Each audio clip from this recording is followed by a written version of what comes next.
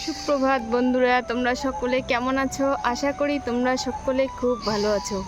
Miran and Mithi ব্লগে আমি মনিকা, আমরাও খুব ভালো আছি। এই যে আমার সোনা পাপারা দেখো আমার দিকে তাকিয়েই আছে। কে এটা? এটা কে? এটা কে পাপ্পা?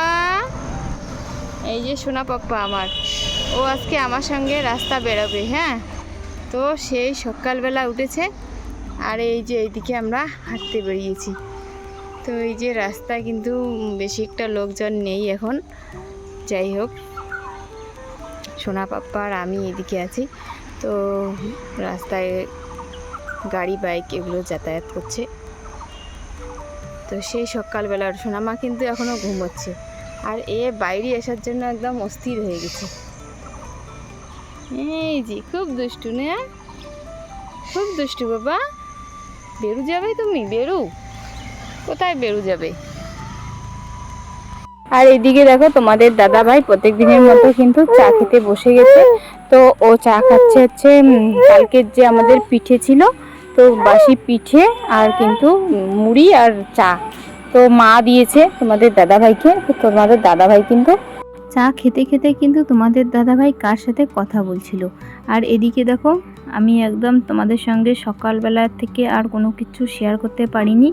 তো এইদিকে আমি মা যেহেতু ভাত বসিয়ে দিয়েছে, তো আমি কিন্তু সোনাদেরকে স্নান করিয়ে দিয়ে তারপরে এই যে এখানে চলে এসেছি শাক বাছতে। তো ওইদিকে আবার আমার খাবারের জন্য জলও বসিয়ে দিয়েছি। তো যাই হোক, জলটা ততক্ষণে ঠান্ডা হয়ে যাবে, মানে জলটা ফুটিয়ে নিয়ে খেলে আর কি ভালো হয়।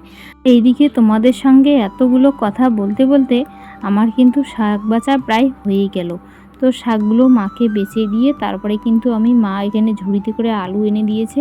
তো আলুগুলো কিন্তু আমি ভাজির জন্য কেটে দেব। দেখো বন্ধুরা, তোমাদের দাদা ভাই কোথায় চলে যাচ্ছে আজকে আমাদেরকে রেখে। তো আমরা বাড়িতেই আছি। তো কোথায় যাচ্ছ? শ্বশুর বাড়িতে যাচ্ছি। শ্বশুর বাড়িতে। শ্বশুর বাড়িতে? হেলমেট দাও, হেলমেট দিয়ে যাও। আর এদিকে আমরা বাড়িতে আজকে একাই একাই যাচ্ছে, তো একটা দরকারি যাচ্ছে। বাবা থাকো। হ্যাঁ, এই যে চলে গেল তোমাদের দাদা ভাই। হ্যাঁ, টাটা। গেটটা দাঁড়াও। তো বাইকটা বের করতে একটু অসুবিধে হচ্ছিল, আমি কিন্তু গেটটা গিয়ে খুলে দিলাম। তো তখন তোমাদের দাদাভাই কিন্তু বেরিয়ে গেল। তো আমাদের বাড়ি গিয়েছিল একটা বিশেষ কারণে। কেন গিয়েছিল? আর এদিকে আমরা মেয়ে স্নান করে বুনুকে নিয়েছে, আর আমি এখন স্নান করিনি। এই যে ছেলে রাগ করছে। তো ঠিক আছে, পরে দেখা হচ্ছে তোমাদের সঙ্গে। দেখো বন্ধুরা, আমি কিন্তু দুপুরের খাবারে বসে গেছি। এই যে ভাত ডাল, তো আমি একাই ক্যামেরা করছি, জানি না কেমন হবে। তো যাই হোক, কেমন পাগল পাগল লাগছে। এখন স্নান করে চলে আসলাম। ঠিক আছে, তোমরা দেখতে থাকো। ভাতটা খেয়ে নেই আমি। কিন্তু রান্নাবান্না কিছু শেয়ার করতে পারলাম না, দুপুরের খাবারটা তোমাদের সঙ্গে একটুখানি শেয়ার করে নিলাম। তো বন্ধুরা দেখো, এই যে কাপড়গুলো আমি তুলে নিচ্ছি, শুকিয়ে গেছে। সেই সকালবেলা কিন্তু দিয়েছিলাম না, দুটো ভেজা আছে, ভেজাটা আলাদা করে নেই। তো এইদিকে এই সাইডে নিলাম, আর এগুলো কিন্তু সকালবেলা দিয়েছিলাম, এগুলো শুকিয়ে গেছে। যাই হোক, কাপড়গুলো তুলে নিচ্ছি। আর কাপড় তোলা শেষ হয়ে গেল, এখন চলে যাচ্ছি বাড়িতে। আর তো দেখো বন্ধুরা, ওই দিক থেকে তো তার থেকে বাইরের তার থেকে কাপড়গুলো নিয়ে এলাম। আর এখানে দেখো বাড়িতে কত কাপড় শুকোতে দেওয়া। তো এখানে তো সব সোনাদের কাপড়। এই যে কাপড়গুলো একদম এই তার একদম ভর্তি এদের এই কাপড়।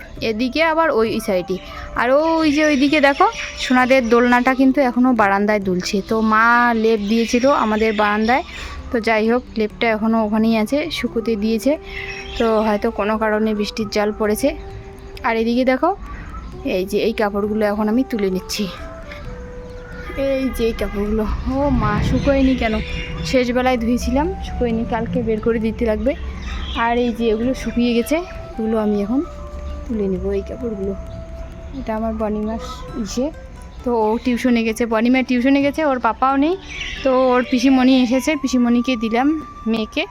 ছেলে ঘুমিয়ে আছে, আর মেয়েকে নিয়েছিল রাহুল ভাই, এখন ওর পিসিমণি নিয়েছে। তো ঠিক আছে, তোমরা দেখতে থাকো, আমি যতক্ষণে কাপড়গুলো তোলা শেষ করে দিই, পরে দেখা হচ্ছে আবার তোমাদের সঙ্গে। আর দেখো ওইদিকে সমস্ত কাপড় তুলে এসে এই যে সোনাদের দোলনাটা কিন্তু এখনও এইভাবে আছে। তোমাদের দাদাভাই থাকলে কিন্তু এতক্ষণে গুছিয়ে রাখতো। তো আমি করব কি, এখন কিন্তু দোলনাটাকে দোলনাটা এভাবেই থাকবে, আমি তুলে রাখতে পারবো না। আর এই যে দোলনার মধ্যে যে তোষকটা আছে এটা কিন্তু আমি করে নিব, মানে তুলে নিব আর কি। তোষকটা এখন তুলে রেখে মানে ওই ঘরে মার ঘরে রেখে দিব, ঠিক আছে। তো ভাবলাম তোষকটা নিয়ে যাব।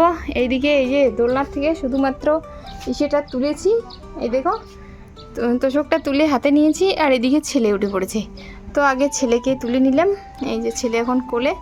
আর এদিকে দেখো বন্ধুরা, তো আমি কিন্তু বসে গেছি চা খেতে সন্ধ্যাবেলায়। তো সবার চা খাওয়া শেষ হয়ে গেছে। তোমাদের দাদাভাই তো আজকে নেই, তোমাদের দাদাভাই গেছে শ্বশুর বাড়িতে, তোমরা জানোই। আর এদিকে মার ওখানে কিন্তু ছেলে শুয়ে আছে, আর আমার সোনামাটা কিন্তু ওর সোনামার কাছে, মানে ওখানেই বেশি থাকে। মানে ওখানে ওর কোলে গেলে আমার কোলে আর আসতেই চায় না, এরকম। তো ওখানে আছে, ও একটু পরে নিয়ে আসবে, ওকে খাইয়ে দিতে হবে। আর আমি খেয়ে ছেলেকে খাওয়াবো। এইদিকে দেখো আমার খাওয়া হতে না হতেই তোমাদের দাদাভাই এত রাত্রে শ্বশুরবাড়ি থেকে ফিরে এলো। তো কি নিয়ে এলো, এই যে দেখো রাস্তায় পেয়েছে তরমুজ একটা নিয়ে এসেছে। তো আমার বনিমা খেতে ভীষণ ভালোবাসে তরমুজ।